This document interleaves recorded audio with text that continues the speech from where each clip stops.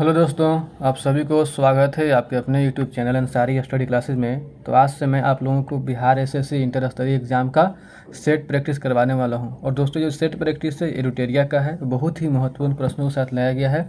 चलिए बिना कुछ देर किए दोस्तों क्लास को स्टार्ट करते हैं।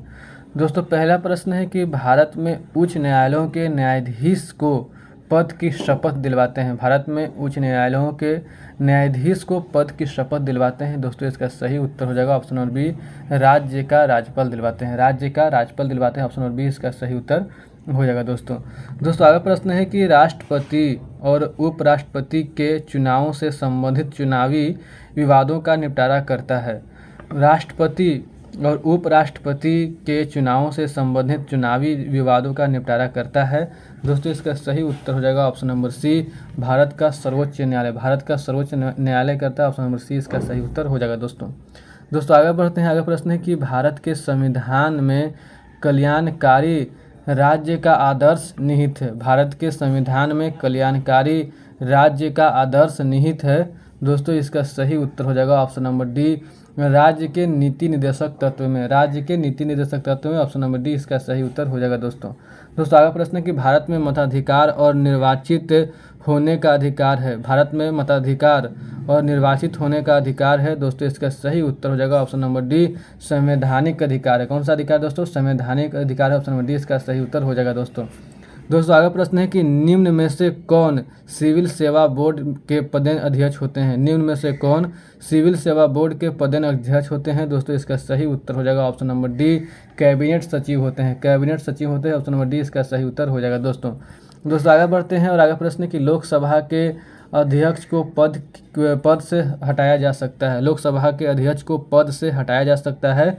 दोस्तों, इसका सही उत्तर हो जाएगा ऑप्शन नंबर डी, लोकसभा के सभी सदस्यों के बहुमत से पारित प्रस्ताव द्वारा। लोकसभा के सभी सदस्यों के बहुमत से पारित प्रस्ताव के द्वारा हटाया जा सकता है। ऑप्शन नंबर डी इसका सही उत्तर हो जाएगा।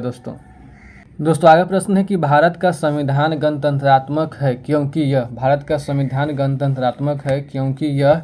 दोस्तों, इसका सही उत्तर हो जाएगा ऑप्शन नंबर डी, क्योंकि यह कोई वंशानुगत शासक नहीं है। क्योंकि यह कोई वंशानुगत शासक नहीं है, ऑप्शन नंबर डी इसका सही उत्तर हो जाएगा। दोस्तों आगे प्रश्न है कि गांधी को चंपारण आने का आमंत्रण किसने दिया था।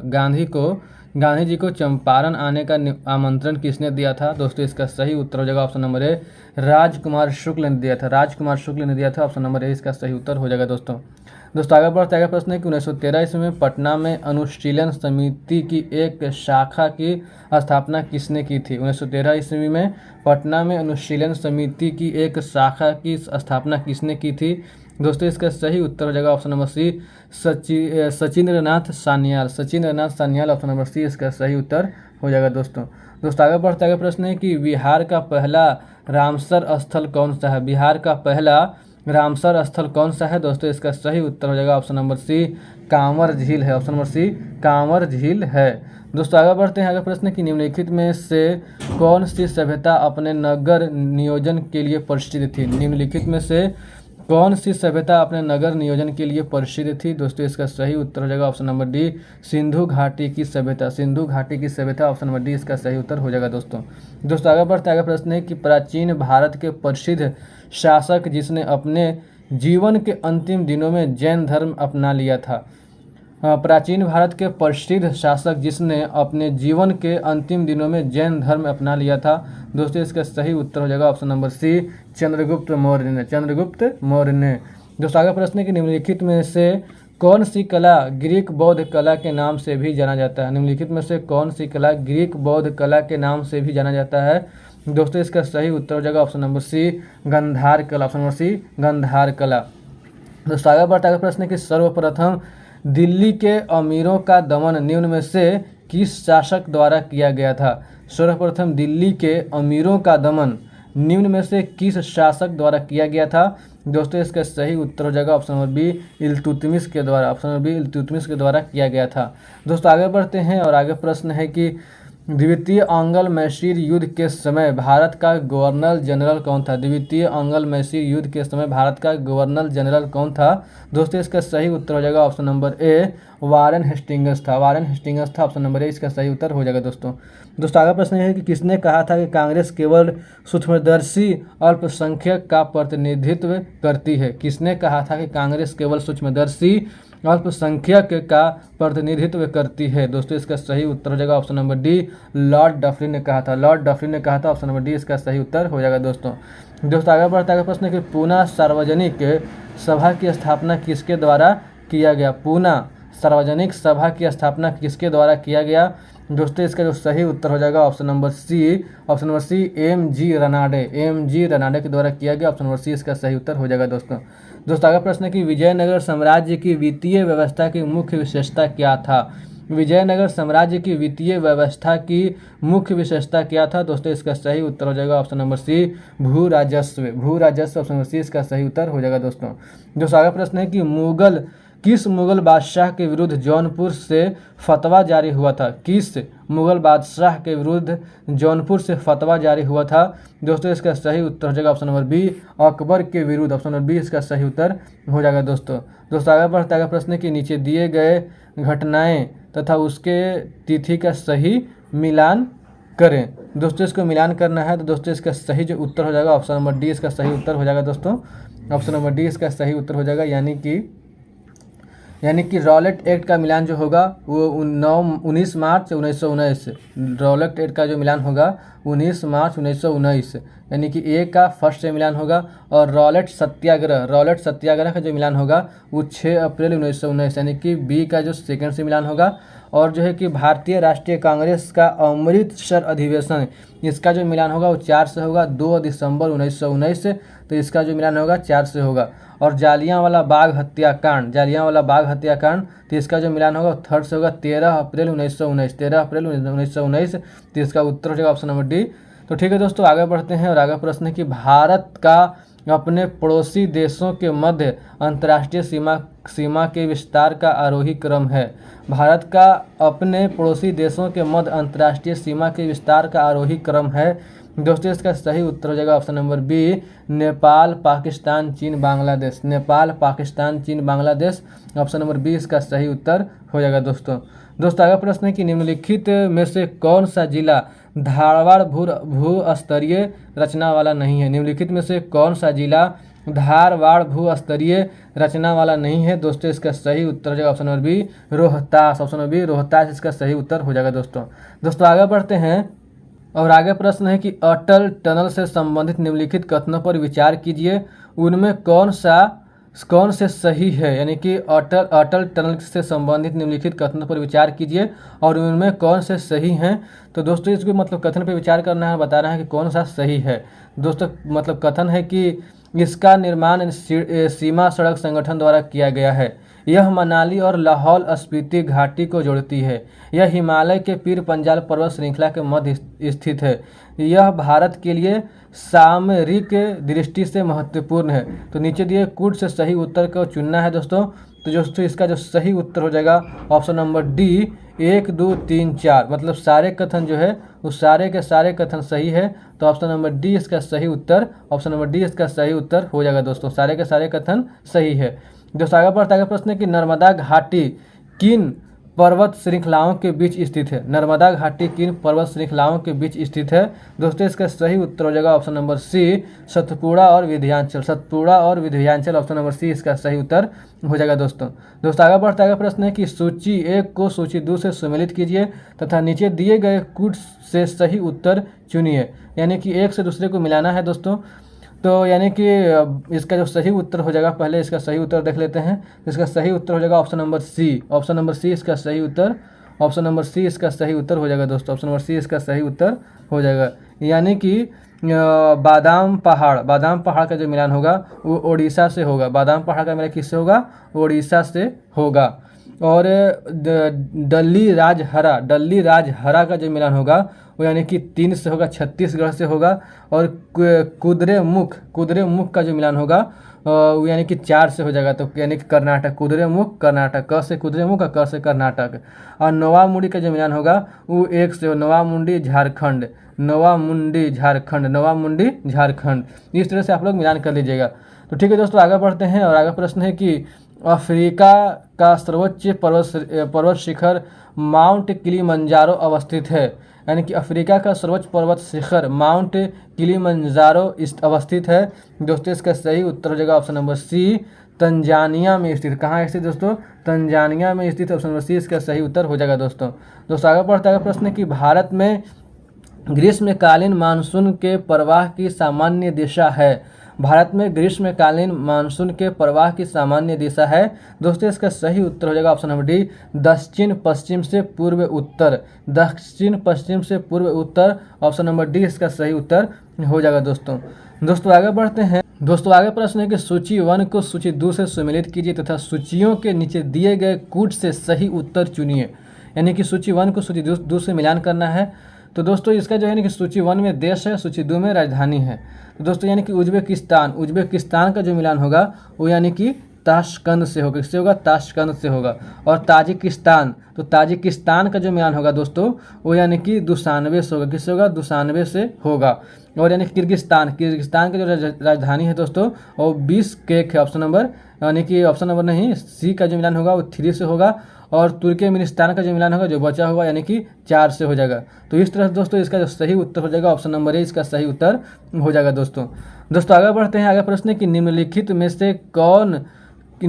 से कौन मुद्रा के अवमूल्यन का सबसे संभावित प्रभाव होगा? निम्नलिखित में से कौन मुद्रा के अवमूल्यन का सबसे संभावित प्रभाव होगा?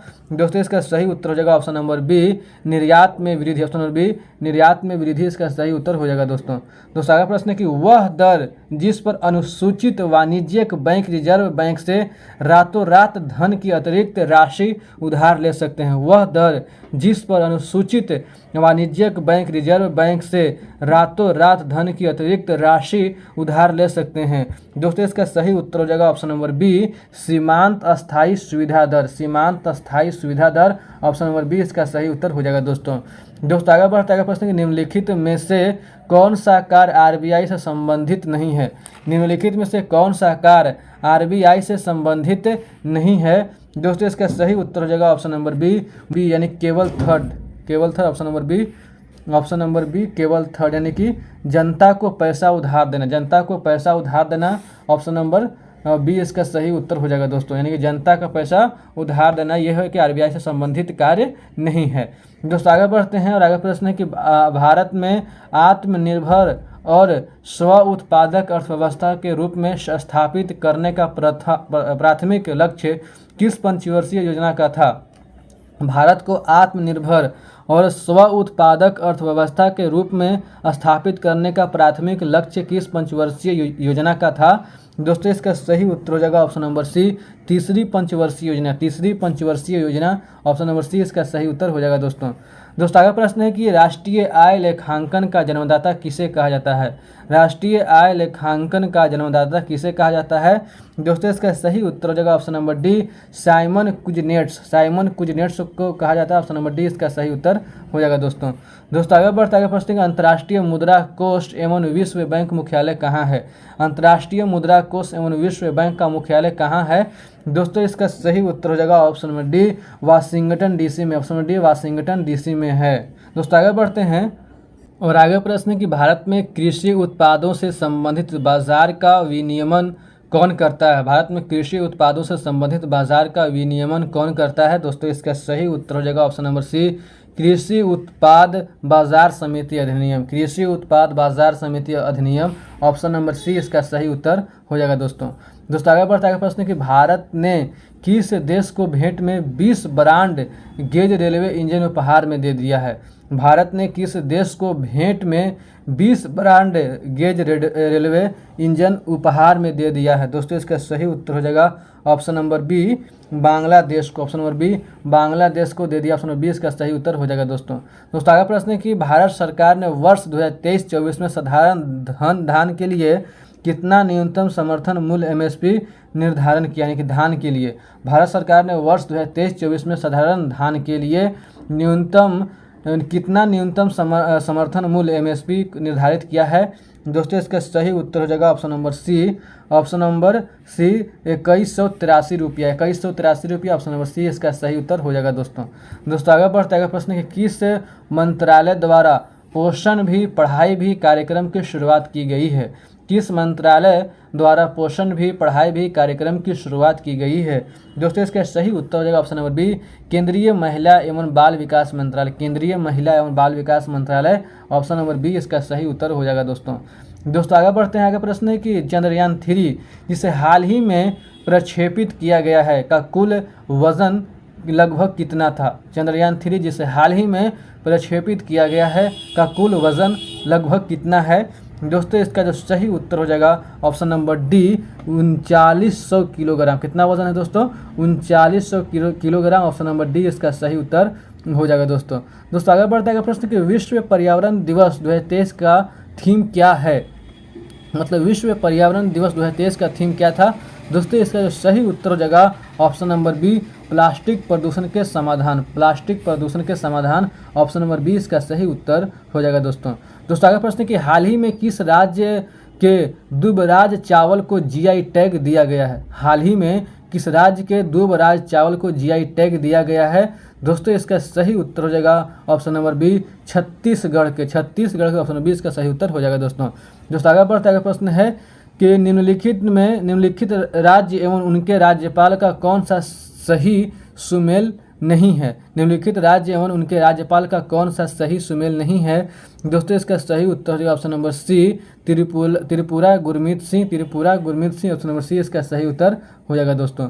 आगे प्रश्न है कि आईसीसी क्रिकेट वर्ल्ड कप 2023 में कुल कितने टीम भाग ले रही हैं? आईसीसी क्रिकेट वर्ल्ड कप 2023 में कुल कितने टीमें भाग ले रही हैं? दोस्तों इसका सही उत्तर हो जाएगा option number B, 10 team. Option number B 10 टीमें। ऑप्शन नंबर बी 10 टीमें इसका सही उत्तर हो जाएगा दोस्तों। 10 टीमें भाग ले रही हैं। आगे बढ़ते हैं और आगे प्रश्न है कि हाल ही में बिहार का नया महाधिवक्ता किसे नियुक्त किया गया है? हाल ही में बिहार का नया महाधिवक्ता किसे नियुक्त किया गया है? दोस्तों इसका सही उत्तर हो जाएगा ऑप्शन नंबर ए, पीके शाही को नियुक्त किया गया है। आगे प्रश्न है कि साहित्य के क्षेत्र में नोबेल पुरस्कार 2023 से किसे सम्मानित किया गया है? साहित्य के क्षेत्र में नोबेल पुरस्कार 2023 से किसे सम्मानित किया गया है? दोस्तों इसका सही उत्तर हो जाएगा ऑप्शन नंबर बी, जॉन फासे को मतलब यानी कि सम्मानित किया गया। ऑप्शन नंबर बी इसका सही उत्तर हो जाएगा दोस्तों। आगे प्रश्न है कि नागे वाजा शब्दावली किस खेल से संबंधित है? नागे वाजा शब्दावली किस खेल से संबंधित है? दोस्तों इसका सही उत्तर हो जाएगा ऑप्शन नंबर बी, जूडो से संबंधित है। आगे बढ़ते आगे प्रश्न है कि प्रोलॉग किस पीढ़ी की कंप्यूटर भाषा है? प्रोलॉग किस पीढ़ी की कंप्यूटर की भाषा है? दोस्तों इसका सही उत्तर हो जाएगा ऑप्शन नंबर डी, पंचम कंप्यूटर के पंचम। ऑप्शन नंबर डी इसका सही उत्तर हो जाएगा दोस्तों। आगे प्रश्न है कि अंतर्राष्ट्रीय कृषि विकास कोष का मुख्यालय कहाँ स्थित है? अंतर्राष्ट्रीय कृषि विकास कोष का मुख्यालय कहाँ स्थित है? दोस्तों इसका सही उत्तर हो जाएगा ऑप्शन नंबर ए, रोम में स्थित। ऑप्शन नंबर ए इसका सही उत्तर हो जाएगा दोस्तों। आगे प्रश्न है कि नकटा लोक नृत्य का संबंध किस राज्य से है? नकटा लोक नृत्य का संबंध किस राज्य से है? दोस्तों इसका सही उत्तर हो जाएगा ऑप्शन नंबर बी, महाराष्ट्र से। ऑप्शन नंबर बी महाराष्ट्र इसका सही उत्तर हो जाएगा दोस्तों। आगे बढ़ता है प्रश्न कि निखिल बनर्जी का संबंध किस वाद्य यंत्र से है? निखिल बनर्जी का संबंध किस वाद्य यंत्र से है? दोस्तों इसका सही उत्तर हो जाएगा ऑप्शन नंबर ए, सितार से। ऑप्शन नंबर ए सितार से इसका सही उत्तर हो जाएगा दोस्तों। आगे प्रश्न कि डीसी जनरेटर किस सिद्धांत पर कार्य करता है? डीसी जनरेटर किस सिद्धांत पर कार्य करता है? दोस्तों इसका सही उत्तर हो जाएगा ऑप्शन नंबर सी, फैराडे के विद्युत चुंबकीय प्रेरण सिद्धांत पर। फैराडे के विद्युत चुंबकीय प्रेरण सिद्धांत पर। ऑप्शन नंबर सी इसका सही उत्तर हो जाएगा दोस्तों। आगे बढ़ते हैं। आगे प्रश्न है कि प्रकाश के वर्ण विक्षेपण में लाल रंग का परास होता है। प्रकाश के वर्ण विक्षेपण में लाल रंग का परास होता है। दोस्तों इसका जो सही उत्तर हो जाएगा ऑप्शन नंबर सी, 6200 अनुदैर्ध्य तरंग से 7800 अनुदैर्ध्य तरंग। ऑप्शन नंबर सी इसका सही उत्तर हो जाएगा दोस्तों। आगे बढ़ते आगे प्रश्न है कि ध्वनि की प्रबलता किसके द्वारा निर्धारित की जाती है? ध्वनि की प्रबलता किसके द्वारा निर्धारित की जाती है? दोस्तों इसका सही उत्तर हो जाएगा ऑप्शन नंबर ए, कंपन के आयाम के द्वारा निर्धारित किया जाती है। ऑप्शन नंबर ए इसका सही उत्तर हो जाएगा दोस्तों। आगे बढ़ते हैं प्रश्न है कि जल के विद्युत अपघटन के समय बैटरी के ऋणात्मक टर्मिनल से जुड़े इलेक्ट्रोड पर निम्न में से कौन सी गैस बनती है? जल के विद्युत अपघटन के समय बैटरी के ऋणात्मक टर्मिनल से जुड़े इलेक्ट्रोड पर निम्न में से कौन सी गैस बनती है? दोस्तों इसका सही उत्तर हो जाएगा ऑप्शन नंबर ए, हाइड्रोजन गैस। ऑप्शन नंबर ए हाइड्रोजन गैस बनती है। ऑप्शन नंबर ए इसका सही उत्तर हो जाएगा दोस्तों। दोस्तों आगे प्रश्न है कि लाल रंग की वस्तु लाल क्यों दिखाई देती है। लाल रंग की वस्तु लाल क्यों दिखाई देती है। दोस्तों इसका सही उत्तर हो जाएगा ऑप्शन नंबर ए, यह लाल रंग को परावर्तित करता है। यह लाल रंग को परावर्तित करता है, ऑप्शन नंबर ए इसका सही उत्तर हो जाएगा। दोस्तों आगे प्रश्न है कि कार्य का मान किन किन स्थितियों में शून्य हो सकता है। कार्य का मान किन किन स्थितियों में शून्य हो सकता है। दोस्तों इसका सही उत्तर हो जाएगा ऑप्शन नंबर डी बी और सी, यानी कि जब आरोपित बी और सी, यानी कि जब विस्थापन शून्य हो और जब बल एवं विस्थापन की दिशाएं परस्पर लंबवत हो तब यानी कि शून्य हो सकता है। तो ऑप्शन नंबर डी इसका सही उत्तर हो जाएगा, बी और सी। दोस्तों आगे प्रश्न है कि प्रतिरोध के दो तार R1 तथा R2 समांतर क्रम में जुड़े हुए हैं, संयोजन का तुल्य प्रतिरोध है। प्रतिरोध के दो तार R1 तथा R2 समांतर क्रम में जुड़े हुए हैं, संयोजन का तुल्य प्रतिरोध है। दोस्तों इसका सही उत्तर हो जाएगा ऑप्शन नंबर सी, R1 × R2 बटा R1 + R2, option number C इसका सही उत्तर हो जाएगा। दोस्तों आगे प्रश्न है कि निम्नलिखित में से किस विद्युत चुंबकीय विकिरण में सबसे लंबे तरंगदैर्घ्य होते हैं।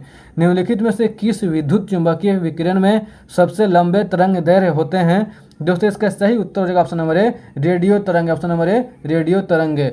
दोस्तों आगे बढ़ते आगे प्रश्न है कि निम्नलिखित में से कौन एक मिश्रण का उदाहरण है। निम्नलिखित में से कौन एक मिश्रण का उदाहरण है। दोस्तों इसका सही उत्तर हो जाएगा ऑप्शन नंबर ए, इस्पात, ऑप्शन नंबर ए इस्पात इसका सही उत्तर हो जाएगा। दोस्तों आगे प्रश्न है कि कार्नेलाइट किस धातु का अयस्क है। कार्नेलाइट किस धातु का अयस्क है। दोस्तों इसका सही उत्तर हो जाएगा ऑप्शन नंबर ए, पोटेशियम का, ऑप्शन नंबर ए पोटेशियम का है। दोस्तों आगे प्रश्न है कि हीलियम के नाभिक में होता है, हीलियम के नाभिक में होता है, क्या होता है। दोस्तों इसका सही उत्तर हो जाएगा ऑप्शन नंबर डी, 2 प्रोटॉन एवं 2 न्यूट्रॉन, 2 प्रोटॉन एवं 2 न्यूट्रॉन, ऑप्शन नंबर डी इसका सही उत्तर हो जाएगा। दोस्तों कि हीलियम के नाभिक में क्या होता है, तो 2 प्रोटॉन एवं 2 न्यूट्रॉन होता है, ऑप्शन नंबर डी इसका सही उत्तर हो जाएगा। दोस्तों आगे प्रश्न है कि क्रोमेटोग्राफी की तकनीक का प्रयोग होता है। क्रोमेटोग्राफी की तकनीक का प्रयोग होता है। दोस्तों इसका सही उत्तर हो जाएगा ऑप्शन नंबर डी, रंगीन रसायन के मिश्रण से पदार्थों को अलग करने में, रंगीन रसायन के मिश्रण से पदार्थों को अलग करने में, ऑप्शन नंबर डी इसका सही उत्तर हो जाएगा। दोस्तों अगला प्रश्न है कि माणिक्य और नीलम रासायनिक रूप से होते हैं। माणिक्य और नीलम रासायनिक रूप से होते हैं। दोस्तों इसका सही उत्तर हो जाएगा option number D, aluminium oxide होते हैं, एल्यूमिनियम ऑक्साइड होते हैं, ऑप्शन नंबर डी इसका सही उत्तर हो जाएगा। दोस्तों अगला प्रश्न है कि जर्मन सिल्वर में चांदी का प्रतिशत होता है। जर्मन सिल्वर में चांदी का प्रतिशत होता है। दोस्तों इसका सही उत्तर हो जाएगा ऑप्शन नंबर ए, 0% होता है, 0% होता है। दोस्तों आगे बढ़ते हैं और आगे प्रश्न है कि निम्न में से किस पदार्थ की विशिष्ट ऊष्मा सर्वाधिक है। निम्न में से किस पदार्थ की विशिष्ट ऊष्मा सर्वाधिक है। दोस्तों इसका सही उत्तर हो जाएगा ऑप्शन नंबर सी, एल्कोहल की, एल्कोहल की, ऑप्शन नंबर सी इसका सही उत्तर हो जाएगा। दोस्तों आगे प्रश्न है कि ऑक्सीकरण के संबंध में निम्नलिखित में से कौन सा कथन सत्य है। ऑक्सीकरण के संबंध में निम्नलिखित में से कौन सा कथन सत्य है। दोस्तों इसका सही उत्तर हो जाएगा ऑप्शन नंबर डी, उपयुक्त में से एक से अधिक, उपयुक्त में से एक से अधिक कथन जो है वो सत्य है, ऑप्शन नंबर डी इसका सही उत्तर हो जाएगा। दोस्तों ऑप्शन डी इसका सही उत्तर हो जाएगा। दोस्तों आगे प्रश्न है कि मस्टर्ड गैस का उपयोग किया जाता है। मस्टर्ड गैस का उपयोग किया जाता है। मस्टर्ड गैस का उपयोग कब किया जाता है। दोस्तों इसका कहाँ किया जाता है। दोस्तों इसका सही उत्तर हो जाएगा option number B, option number B रासायनिक युद्ध में। कब किया जाता है, कहाँ किया जाता है, रासायनिक युद्ध में किया जाता है, ऑप्शन नंबर बी इसका सही उत्तर हो जाएगा। दोस्तों आगे प्रश्न है कि निम्नलिखित में से कौन एक विस्फोटक नहीं है। निम्नलिखित में से कौन एक विस्फोटक नहीं है। दोस्तों इसका सही उत्तर हो जाएगा option number A, nitrochloroforms, nitrochloroform, option number A इसका सही उत्तर हो जाएगा। दोस्तों यह एक विस्फोटक नहीं है। दोस्तों आगे बढ़ते आगे प्रश्न कि पृथ्वी का सबसे पुराना जीव कौन सा है। पृथ्वी का सबसे पुराना जीव कौन सा है। दोस्तों इसका सही उत्तर हो जाएगा ऑप्शन नंबर ए, नील हरित शैवाल, नील हरित शैवाल है, ऑप्शन नंबर ए इसका सही उत्तर हो जाएगा। दोस्तों अगला प्रश्न है कि गर्म रुधिर वाले जंतु वे होते हैं जो अपने शरीर के तापक्रम को, गर्म रुधिर वाले जंतु वे होते हैं जो अपने शरीर के तापक्रम को, दोस्तों इसका सही उत्तर हो जाएगा ऑप्शन नंबर डी, हमेशा एक सा बनाए रखते हैं, हमेशा एक सा बनाए रखते हैं, ऑप्शन नंबर डी इसका सही उत्तर हो जाएगा दोस्तों आगे बढ़ते हैं और आगे प्रश्न की सूची 1 को सूची 2 से मिलान करें एवं कूट का प्रयोग कर सही उत्तर चुनें। यानी कि सूची 1 और सूची 2, तो इसका मिलान करना है दोस्तों। इसका सही उत्तर हो जाएगा ऑप्शन नंबर बी इसका सही उत्तर हो जाएगा दोस्तों। ऑप्शन नंबर बी इसका सही उत्तर हो जाएगा दोस्तों। यानी कि सुंदरी का जो मिलान होगा यानी कि न्यू में टॉफर से, यानी कि सुंदरी का मिलान किससे होगा? न्यू में टॉफर से होगा। और यानी कि अमरबेल, तो अमरबेल का जो मिलान होगा उस चूषण मूल से मिलान होगा।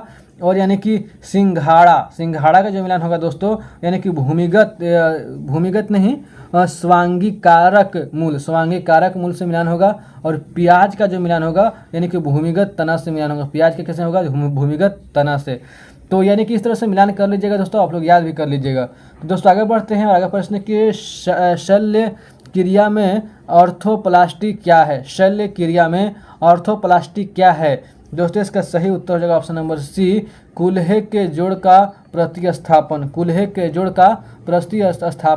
ऑप्शन नंबर सी इसका सही उत्तर हो जाएगा दोस्तों आगे बढ़ते हैं और आगे प्रश्न कि मानव शरीर में पाचन का अधिकांश भाग किस अंग में संपन्न होता है? मानव शरीर में पाचन का अधिकांश भाग किस अंग में संपन्न होता है दोस्तों? इसका सही उत्तर हो जाएगा ऑप्शन नंबर सी छोटी आंत में होता है। दोस्तों आगे प्रश्न है कि इंसुलिन में निम्नलिखित में से कौन सी धातु उपस्थित होती है? इंसुलिन में निम्नलिखित में से कौन सी धातु उपस्थित होती है दोस्तों? इसका सही उत्तर हो जाएगा ऑप्शन नंबर बी, जस्ता जो है यानी कि उसमें उपस्थित होती है। दोस्तों आगे बढ़ता है प्रश्न कि हेपेटाइटिस रोग से मनुष्य के शरीर का सीधा प्रभावित होने वाला अंग है। हेपेटाइटिस रोग से मनुष्य के शरीर का सीधा प्रभावित होने वाला अंग है दोस्तों। इसका सही उत्तर हो जाएगा ऑप्शन नंबर ए, यकृत है। और दोस्तों आगे जो प्रश्न है कि एक समबाहुभुज यानी कि मैथ का प्रश्न है। तो दोस्तों 75 प्रश्न यानी कि रूटेरिया के सेट प्रैक्टिस में 150 प्रश्न रहते हैं, जिसमें 75 प्रश्न जीके जीएस के रहते हैं और बाकी जो 75 प्रश्न है वो यानी कि रीजनिंग मैथ का रहता है। तो ठीक है दोस्तों, उम्मीद करता हूँ कि आप लोगों को मेरा वीडियो पसंद आया होगा और मैं आप लोगों को नेक्स्ट वीडियो में दोस्तों इस तरह से मैं आप लोगों को, जैसे आज पहला सेट है, नेक्स्ट वीडियो में सेकंड सेट, इस तरह से मैं पूरा सेट करवा दूंगा ताकि आप लोगों को यानी कि बिहार एसएससी में एग्जाम देने में ज़रा भी दिक्कत ना हो। वहाँ यानी कि वहाँ पूरा से पूरा प्रश्न सोल्व करके आए और रिजल्ट लेके आना है। तो उम्मीद करता हूँ दोस्तों कि आप लोगों को मेरा वीडियो पसंद आया होगा। वीडियो को लाइक कीजिए, दोस्तों के साथ शेयर कीजिए। अगर चैनल पे नए हैं तो चैनल को सब्सक्राइब कीजिए। वीडियो को देखने के लिए धन्यवाद दोस्तों। मिलते हैं नेक्स्ट क्लास में, तब तक के लिए जय हिंद दोस्तों।